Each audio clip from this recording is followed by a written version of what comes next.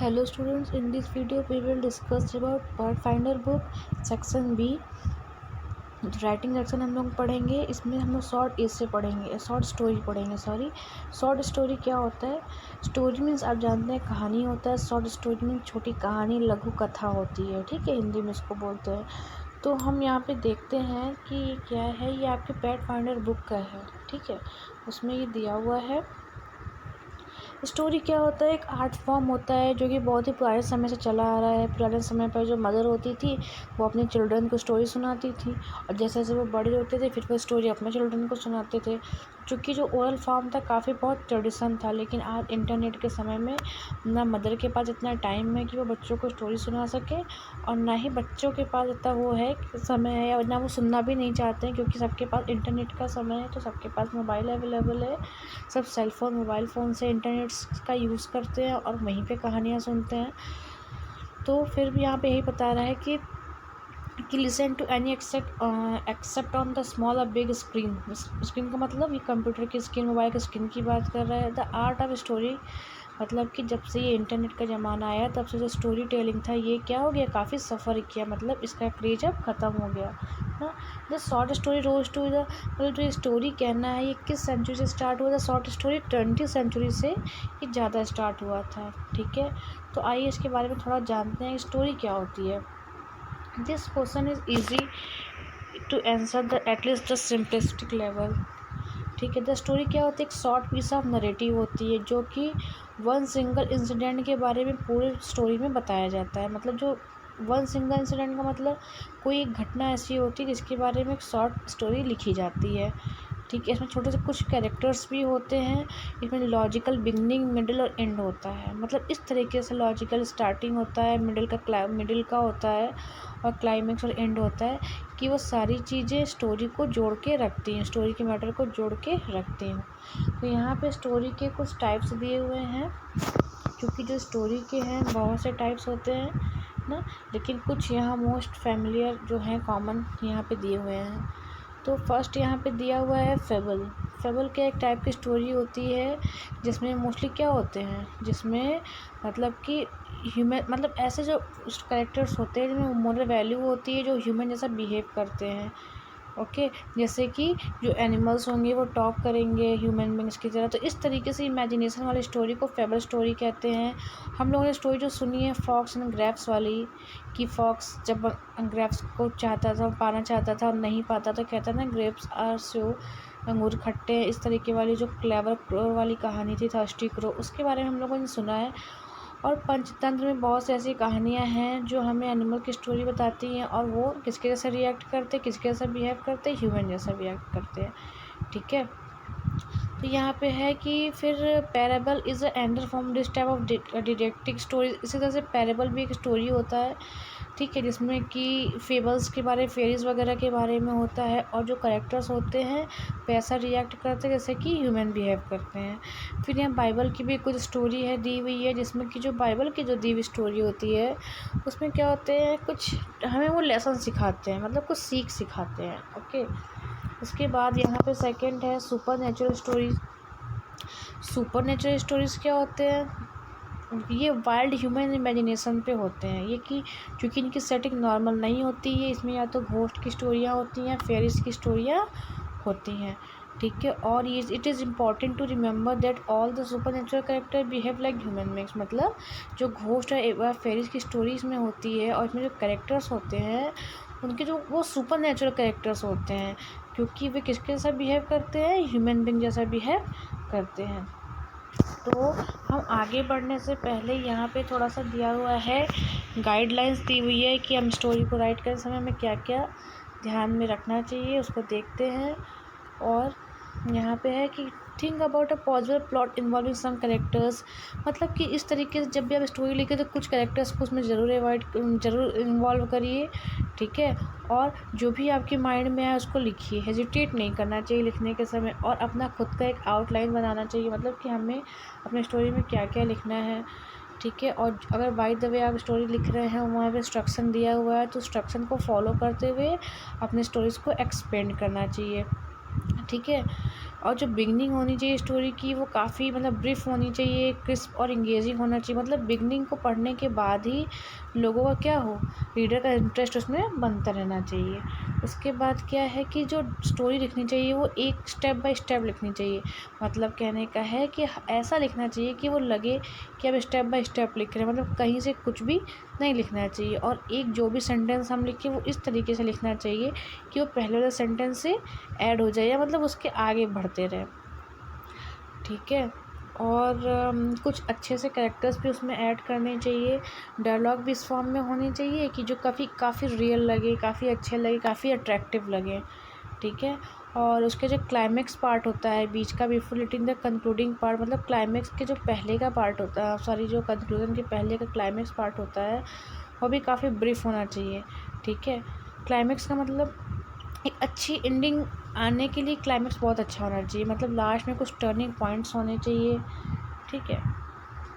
कुछ surprising notes होने चाहिए। मतलब कहने का ये है कि स्टोरी के बाद जो बीच में क्लाइमेक्स होता है, क्लाइमेक्स का मतलब क्या, कुछ सरप्राइजिंग चीज़ें होनी चाहिए, ठीक है। उसके बाद जैसे कुछ सडन चीज़ें हो जाएँ या कुछ ऐसी चीज़ें जो एक्सेप्ट ना की जाएँ, चीज़ें अचानक से बदल जाएँ, ठीक है। तो इस तरीके से स्टोरी होनी चाहिए, बस सभी कैरेक्टर को इन्वॉल्व करना चाहिए। उसके बाद यहाँ पे है, और उसके स्टोरी को सूटेबल टाइटल भी ज़रूर देना चाहिए, ठीक है। जितना ब्रीफ हो सके उसका टाइटल होना चाहिए। फिर देखिए यहाँ पे है, यहाँ पे 2 फॉर्म और दिए हुए हैं स्टोरीज़ के टाइप के।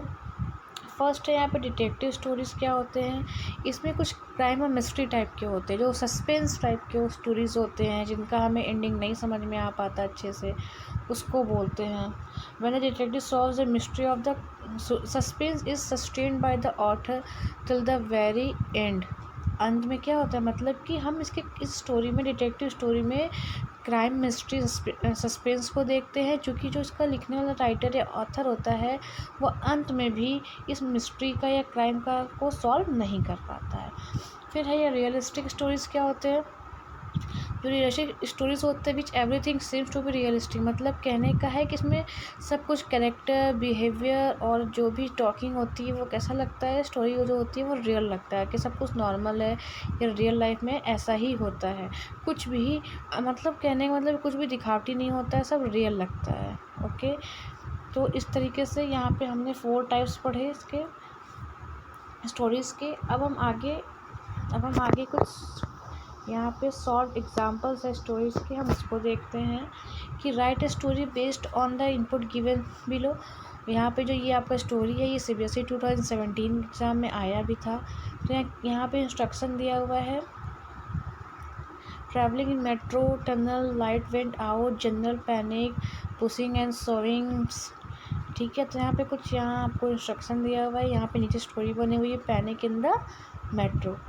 तो यहाँ पे टाइटल दिया है पैनिक इन द मेट्रो। में क्या होता है कि it was 10th in the night on the cold December night, मतलब दिसंबर का महीना था और रात के 10 बज रहे थे। We my sister Rani and myself, मतलब वी मतलब कौन को, मेरी सिस्टर रानी और मैं क्या कर रहे थे, ट्रैवल कर रहे थे दिल्ली के मेट्रो में। Everything seems to be normal, सब कुछ सही चल रहा था। उसके बाद इंटर करती है ट्रेन टनल में। टनल में समझते हैं क्या होता है, एक जैसे ये इसमें गुफा जैसा है, गुफा नहीं कहेंगे, इसमें होता है अंदर की तरफ जाता है ट्रेन, टनल होती है। तो tunnel and then all of sudden lights went out, ठीक है। There was a thick darkness. हाँ, तो एक टनल का मतलब होता है एक सुरंग जैसा समझ सकते हैं। सुरंग के अंदर ट्रेन जाती है और जाती है तो सडन ही लाइट भी चली जाती है। There was a thick darkness, तो काफ़ी ज़्यादा वहाँ डार्कनेस हो जाता है। और the train seem to sway and there were loud sound and pass on the rails, मतलब कि जैसे ऐसा होता है टनल में जाती है, लाइट चली जाती है और काफ़ी लोग चिल्लाने लगते हैं, शोर करने लगते हैं। ऐसा लगता है जैसे ट्रेन में कुछ ट्रेन का एक्सीडेंट हो गया हो और वहाँ काफ़ी पैनिक होने लगती है। कुछ सब पैसेंजर होते हैं वो यहाँ वहाँ भागने लगते हैं, जैसे डिजास्टर कोई आ गया हो, एक दूसरे को पुश करने लगते हैं, डोर की तरफ रश करने लगते हैं।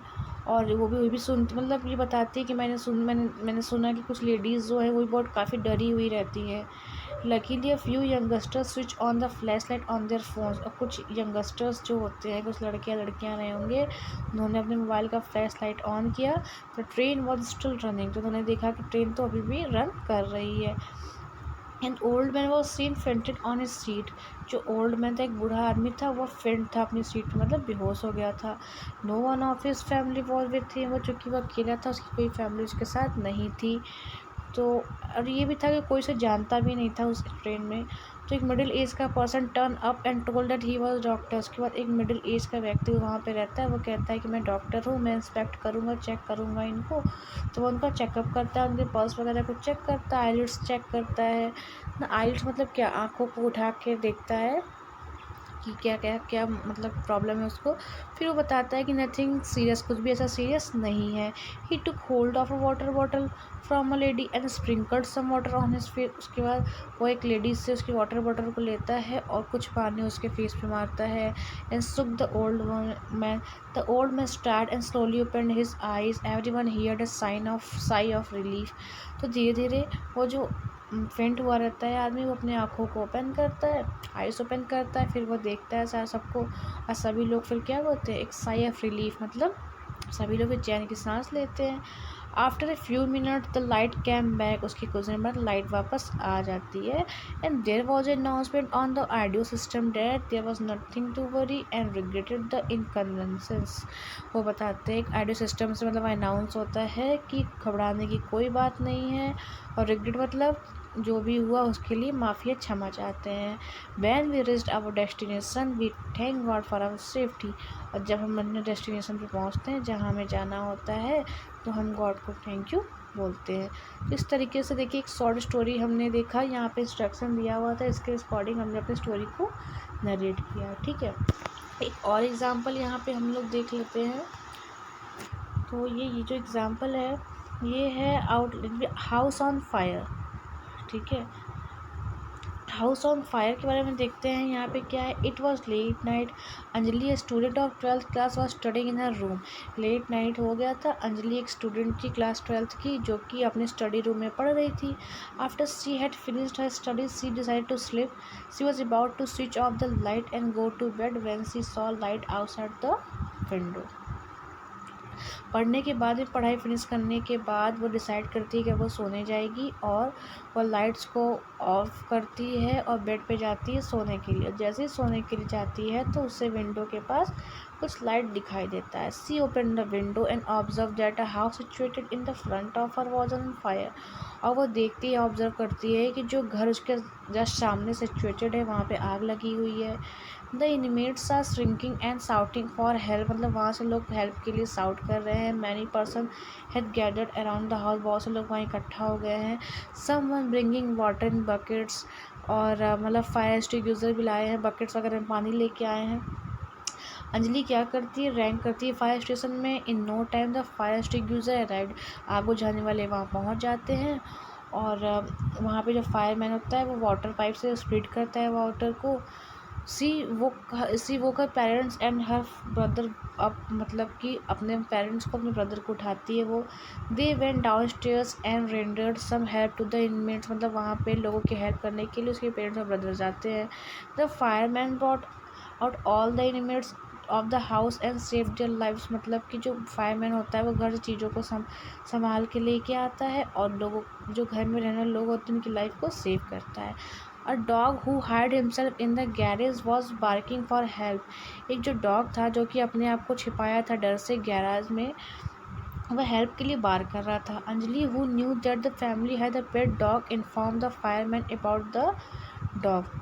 अंजलि चूँकि जानती थी कि उनका एक पेट डॉग है, इसलिए वो फायरमैन को उसको बचाने के लिए भी बोलते हैं। She acted as a guide to one of the fireman and brought out the dog. वो एक्ट करती है, मतलब वो गाइड करती है फायरमैन को डॉग को लाने के लिए, कि कहाँ होगा, कैसे होगा। It had receive several burn injuries on his body but his life was saved. मतलब कि बताते हैं कि उसके शरीर पे बहुत सारे इंजरीज होते हैं उसकी बॉडी पे, लेकिन उसकी लाइफ बच जाती है।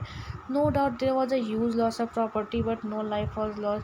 उसमें कोई डाउट नहीं है कि इसमें पैसों का बहुत नुकसान हुआ होगा, लेकिन किसी की डेथ नहीं होती है।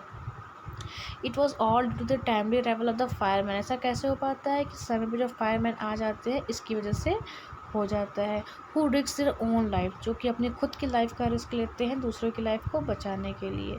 The rescued members of the family were dazed and frightened and so were given medical first aid. काफ़ी डरे हुए थे, परेशान थे, फैमिली के मेंबर्स थे। तो जो रेस्क्यू टीम थी, रेस्क्यू मतलब जो उपचार करने वाली जो टीम थी, वो उनको मेडिकल फर्स्ट एड देते हैं।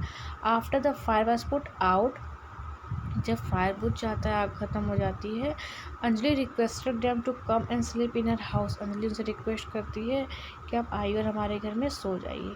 दे gratefully agreed and blessed Anjali. वो ग्रेटफुली मतलब उसकी बात एग्री करते, मान जाते हैं, अंजलि को ब्लेस करते हैं, मीन्स आशीर्वाद देते हैं। तो इस तरीके से हमने छोटी सी स्टोरी देखी, अ हाउस ऑन फायर। तो अब ये जो आपकी सॉल्व स्टोरी थी, अब हम आगे जो स्टोरी देखने जा रहे हैं कि आपको खुद से सॉल्व करनी है। यहाँ पे एक स्टोरी आपको राइट करनी है एक रिच मर्चेंट के बारे में। एक रिच मर्चेंट है जो कि अपने शॉप से या अपनी कंपनी से या अपने ऑफिस से रिटर्न हो रहा है घर की तरफ, जो कि उसका किडनैप हो जाता है मनी के लिए। उसके साथ उसका डॉग भी रहता है जो कि उसके साथ वापस आ रहा होता है। फिर जो उसका फेथफुल डॉग होता है, ईमानदार जो डॉग होता है, वो घर वापस आता है और सर्च स्टार्ट ना। और फिर dog has to find a clue. फिर उसका खोज जारी हो जाता है, किसका, वो जो मर्चेंट होता है ना, उस मर्चेंट की खोज स्टार्ट हो जाती है। और रिच मर्चेंट मतलब यहाँ पे है एक व्यापारी के बारे में है।